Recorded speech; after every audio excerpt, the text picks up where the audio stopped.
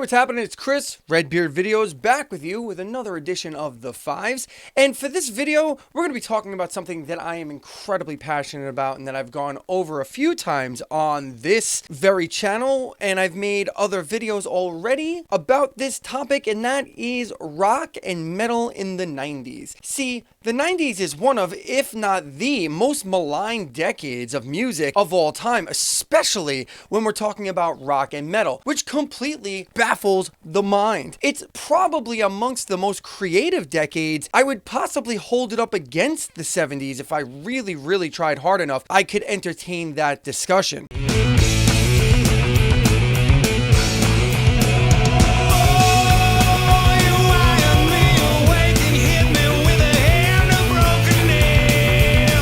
The early part of the 90s, with the onslaught now known as grunge hitting the early part of that decade, and new forms of metal emerging throughout the course of the decade, from rap metal and nu metal dominating the end of the 90s, rock and metal were ripe with innovation during the 90s. Stomach hurts and I don't care. What do I see cross the way? What we don't know keeps the contract alive and moving.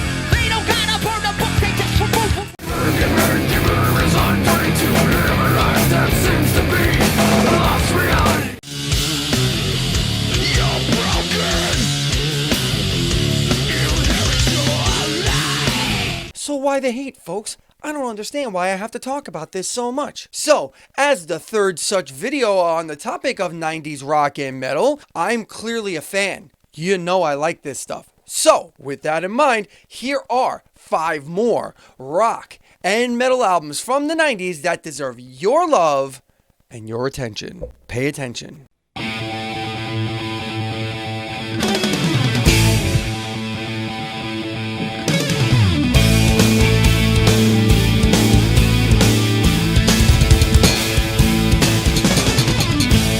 There are so many damn reasons to love this album. From Steve Vai's first official foray into songwriting with a dedicated singer as a solo artist, and his godlike guitar playing, of course, Terry Bozzio just going apeshit on the drums because, well, Bozzio, right? Matched up with those two musical monoliths and a solid bass contribution from longtime session bassist T.M. Stevens is the very first appearance of the now legendary Devin Townsend on vocals. This is where it all began for Devi. His performance is out of this damn world. So naive, so innocent, thrust in a world too intense.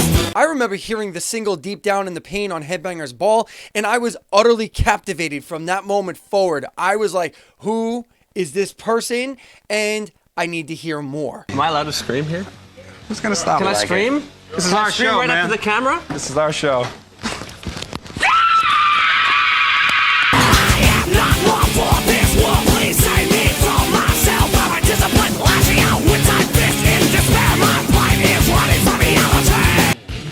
I always wanted to have the opportunity to play with them. I mean, these guys are serious, you know, musicians. Serious, and the music is very serious. Now, I was a Vai fan ever since the David Lee Roth days back when the Eat 'Em and Smile came out.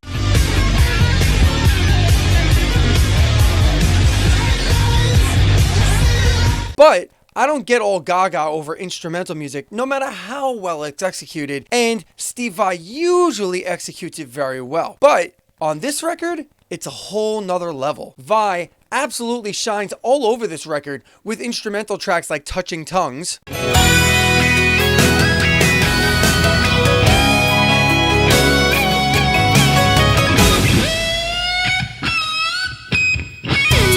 with all the instrumental prowess from Bozzio, Vai, and Stevens. My true love for this album lies all on the vocal cords of one Mr. Devin Townsend. From enchanting melodies on the songs like Still My Bleeding Heart,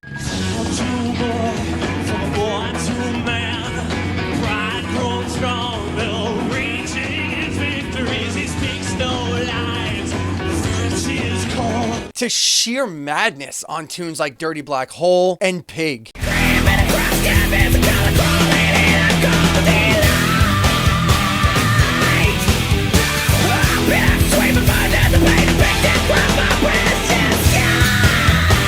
album truly displays what was in store for all of us huge Devin Townsend fans.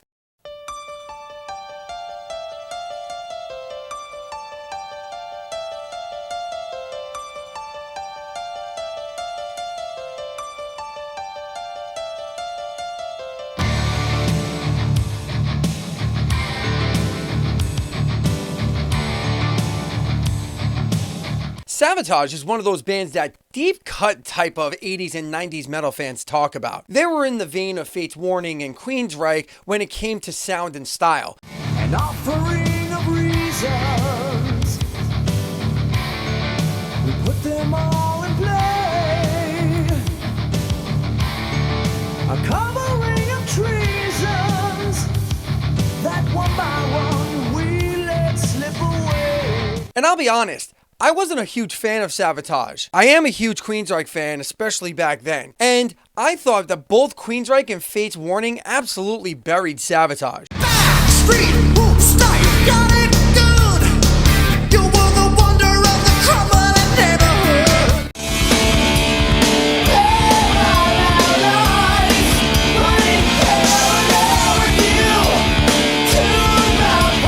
But not because of the music. Look, guitarist Chris Oliva is an incredible guitarist, an absolute beast. And his brother John Oliva played a mean piano / keyboard / synthesizer for the band. He also wrote a bunch of songs as a really good team in tandem with his brother Chris. They were both fantastic songwriters, but as a vocalist, especially a dedicated vocalist as the only guy in the band, John Oliva just lost me. Another sleepless night, concrete paradise, sirens screaming. Wasn't a big fan. And that's where the split came as far as I was concerned until 1993's Edge of Thorns. John Oliva had officially departed the band other than writing a few tunes and playing keys on the album, and in came new vocalist Zachary Stevens, who in my mind brought Savatage to a whole different level. I'm already miles away, miles away. Yeah. First off, let's start with the guitar work on this album. Awesome riffs, killer solos. Chris Oliva was just at his beastly best on this record.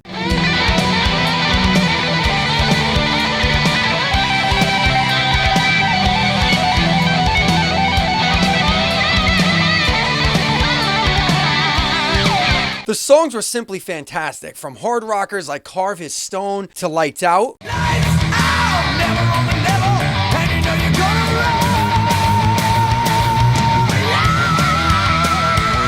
To slow burners like Conversation Piece and Follow Me. Don't need no superheroes, don't need no movie stars, don't need no politicians in big black shiny cars, don't need no preacher whose church is my TV.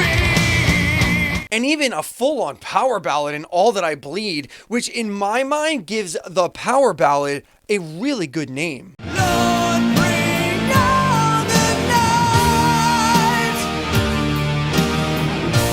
wrap it all around me, oh, let it hold me tight. This album is far from perfect though, and tragic in a way too. It has its flaws, namely one tune called Scraggy's Tomb. In Scraggy's Tomb. It's not even like really a terrible song, it's just kind of silly. Yeah, Scraggy's Tomb. But it brings me to maybe another criticism on the album, and that's the lyrics in general. It's a little too on the nose sometimes, like the song Conversation Piece. I keep him on a shelf. They're good for conversation over a cup of tea. Yeah, a cup of tea. Which is an absolutely fantastic song in and of itself, musically, melodically, the guitar solos are great, the whole thing is wonderful, but the lyrics? Over a cup of tea. It's literally about someone having a conversation with another person over a cup of tea. I mean, not a terrible topic, but, you know, not something we really need to be singing about, right?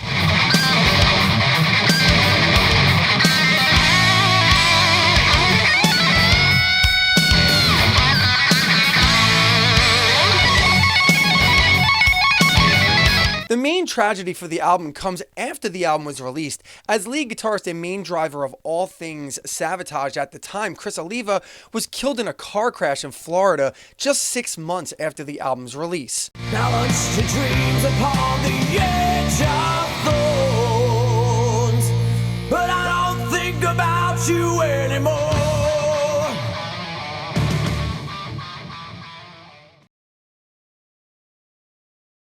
This sets Savatage back a bit. They did go on to release a few more albums with his brother John Oliva at the helm.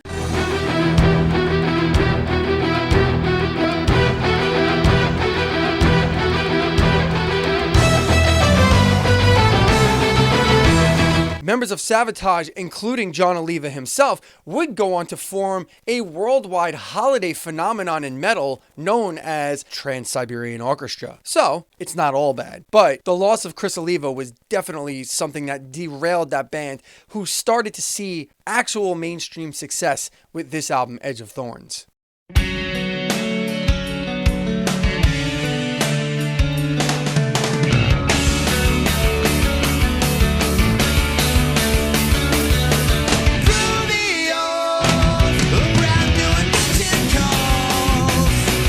Created by former founding member and guitarist of Megadeth Chris Poland, Damn the Machine is an exercise in early prog metal and possibly set the tone for what a lot of future prog acts would sound like.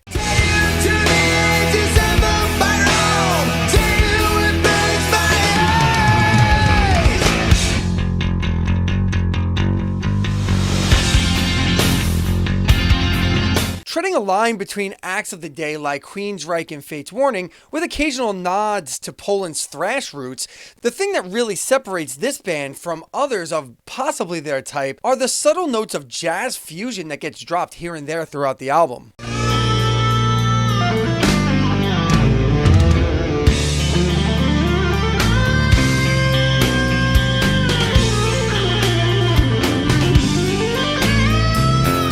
From the very first track and lead single from Damn the Machine, The Mission, you get the full mixed bag. Heavy, energetic, melodic, and proggy, but very accessible at the same time.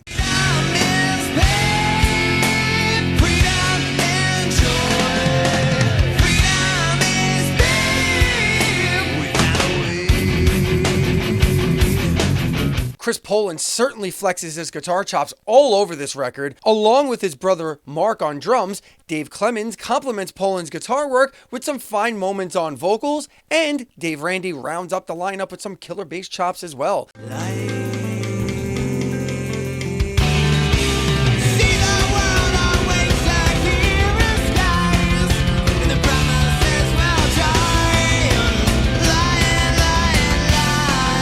All wonderful musicians with fantastic performances throughout the record, which leads me to wonder why none of these guys, besides Chris Poland, went on to any other successes within the industry to speak of. I looked it up. I really did a deep dive, and besides vocalist / guitarist Dave Clemens, none of these guys did like anything at all, and Clemens did basically very little.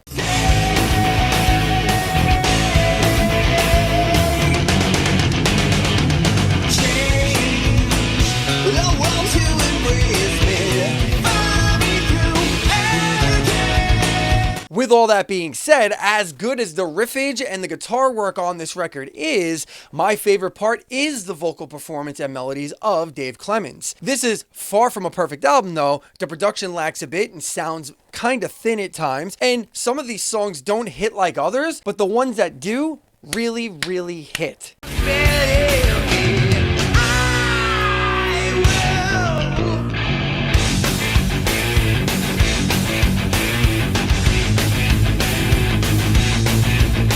Songs like The Mission, Lonesome God, and Patriot are proggy gems that show you the potential greatness Damn the Machine had.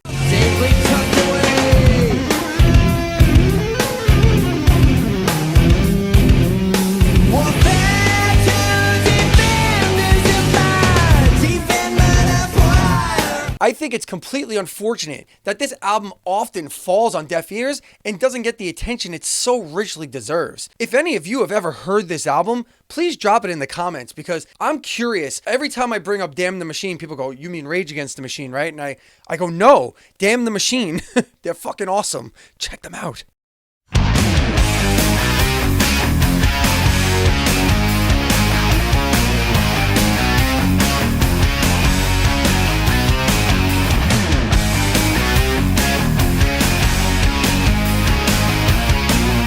Hands down, one of, if not the most overlooked, underrated hair metal bands, quote unquote hair metal bands, of that era. And this album is where it all came together, in my opinion.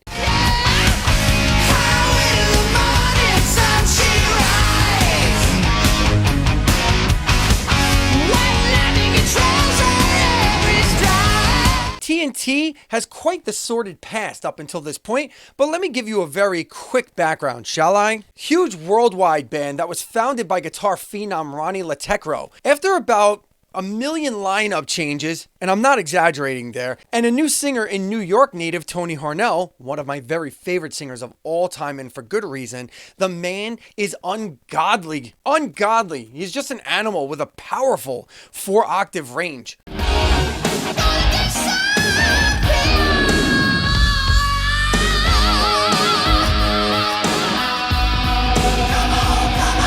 Holy shit. TNT was set with the tools they needed by their second album, Knights of the New Thunder, but a slight tweak to their sound from a Euro metal sound to a more hard rock, radio rock style for their next two very successful albums on the world stage. They actually outsold legendary acts like Def Leppard and Michael Jackson, like in the Nordic countries in 1987 and 88. And I know that we're speaking specifically of like a few countries in like one area, like where they're kind of from, but still, if you can lay claim to the fact that you outsold Def Leppard, Rock and Roll Hall of Fame, all-time legendary type rock band, and Michael Jackson, people in like huts living in the middle of nowhere, no fucking Michael Jackson, I think it's a claim you can make that's a really big deal, especially for a 2-year period. 10,000 lovers in one. 10,000 lovers. 10,000 lovers. The virtuosic pairing of Tony Harnell, and Ronnie Latecro made it look like that this band was poised for very huge things. Well,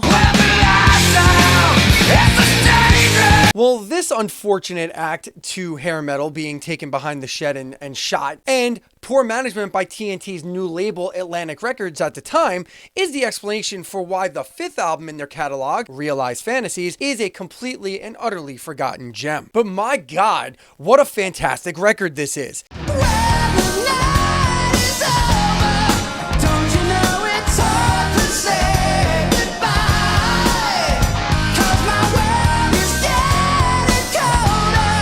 Heavy, great, hard rock with a very fantastic pop sensibility. This is literally everything that makes this style of rock and metal great. I'm taking care of business according to demand. But if you have to ask him why, you'll never understand. Tony Harnell has to be one of the greatest singers in the history of this great game we call rock and metal, and he is just so incredibly unsung. There are so many examples of what he's capable of on this album alone that I fear I may be fanboying a little bit here if I continue on. So I'll just drop some clips and let that do the talking. I'll be right back. I can't sleep at night when you're in bed. Call my name. When you're lazy, I will revive you. Drive you straight to hell and let 'em out the door. All you need is love every single day. We won't take this anymore.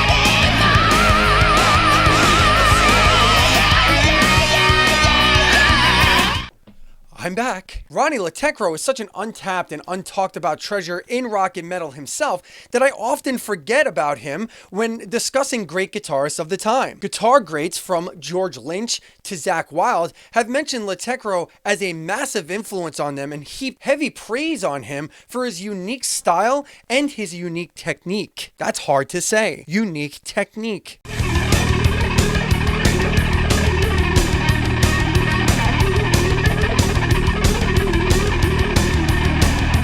Ronnie Latecro does what's called a machine gun style of playing, which he does during soloing at times. George Lynch of Dokken has credited Latecro with the creation of this style. That's high praise. Realize Fantasies is such an evenly balanced album with a few heavy bangers like Downhill Racer and Hard to Say Goodbye, a poignant ballad with Lionheart. He downs another shot, yeah, it's the end of the day.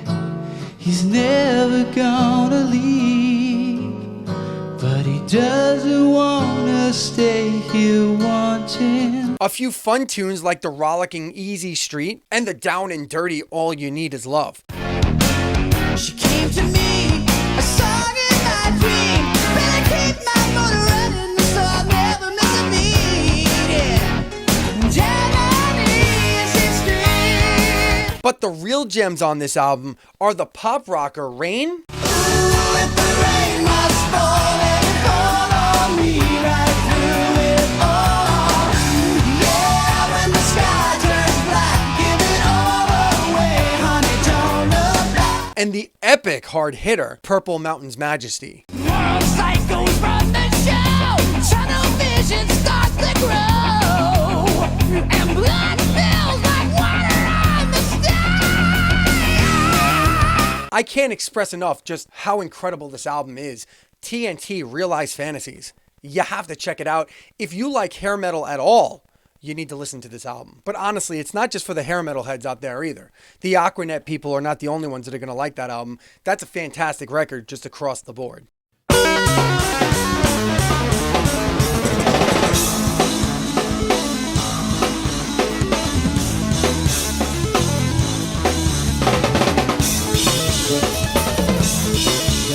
So, I really don't have to say much about this release because it kind of speaks for itself, but I'm going to anyway. I can feel you burning me. I don't want to, but I see through your eyes and into your soul. Your heart's like a big black hole. We all know the Zappa name by now, and we all know how virtuous Mr. Frank Zappa was, whatever. He's gone, but he's still in my ears every day, so I feel like he's still here. Forgive me. In case you didn't know, Dweezil, his eldest son, is quite a guitar god himself, and highly revered in that fact.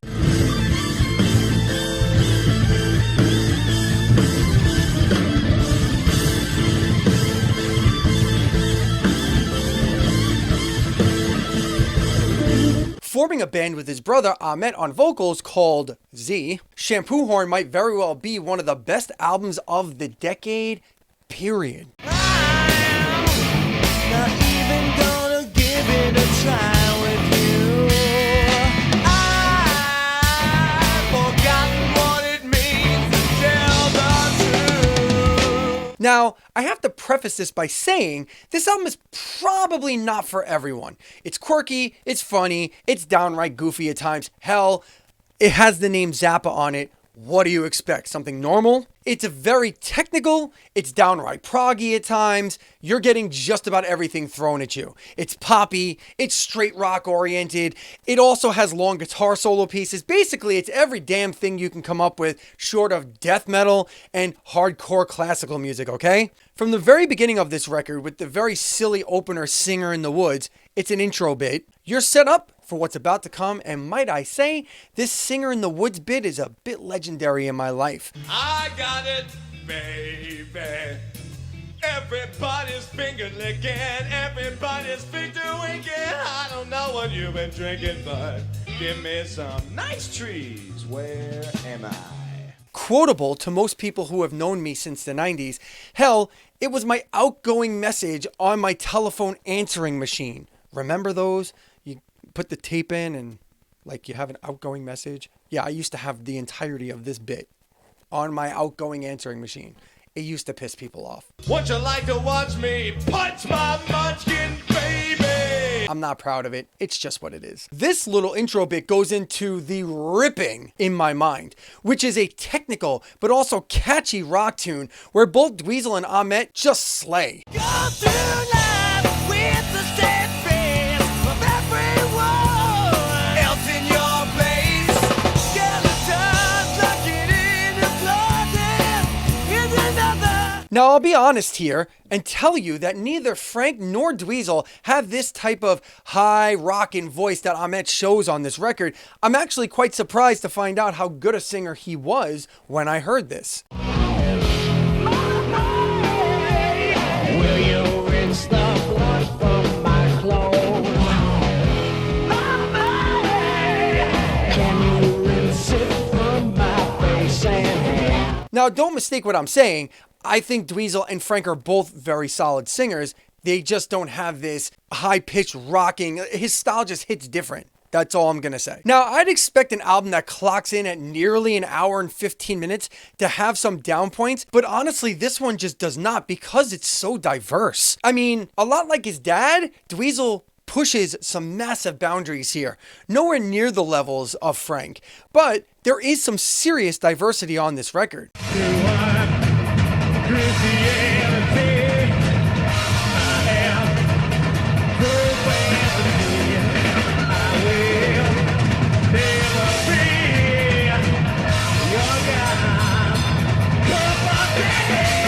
From the basic straight metal of a song like Jesus Clone to a slow brooding rocker like Loser. Please don't fail me. I can make it all night long. Loser, I'm a loser. To a silly pop rock song, Kid Cereal. Frosted is me, I'm a cereal. My taste is good, milky razors on cereal. Swallow your death, take another bite. Taste me, I'm good, frosted lasers. To a straightaway love song like Dreamin'. To the place in my dreams where everything seems like it's made for both of us. If this is just a dream, then I don't wanna open my eyes. And lyrically, you're dealing with, well, how do I put this? You're basically dealing with everything from killer cereal, literally, they talk about getting a gun in a box of cereal, or razor blades for that matter, to a murder, to love. You really have it all covered here. Like, honestly, it's just all covered. And all in all, I feel Ahmet and Dweezil certainly created not only a truly fantastic album that's not only a solid time capsule for what music sounded like in the 1990s and the general attitude of the decade, but they also did it in a spirit keeping with their legendary father and what he did the decades preceding this album. And that'll do it for this list. That was 5 more albums from the 90s that you should most certainly be paying attention to, listening to, and loving because, my God, they're awesome. But if you do listen to these albums and you already love them, or you've never heard them before and you want to thank me for turning you on to such amazing stuff, or you have never heard them before and you listen to them and you're like, what is this dreck you're showing me? I can't believe I'm listening to this shit. I should come and find you and kill you. Leave it in the comments so I know that you like what I'm doing, or if I know I should go into witness protection and you're coming to find me because I gave you such dreck to listen to. In the meantime, like and subscribe, please. Leave your comments down below. Check out my social media pages at VideosBeard on Twitter or Redbeard Videos on Facebook. Those are the 2 places to catch me. And until the very next time, thank you so much for being here with me as always, and we will catch you around on the next video. See ya. Girl, to be real, she would say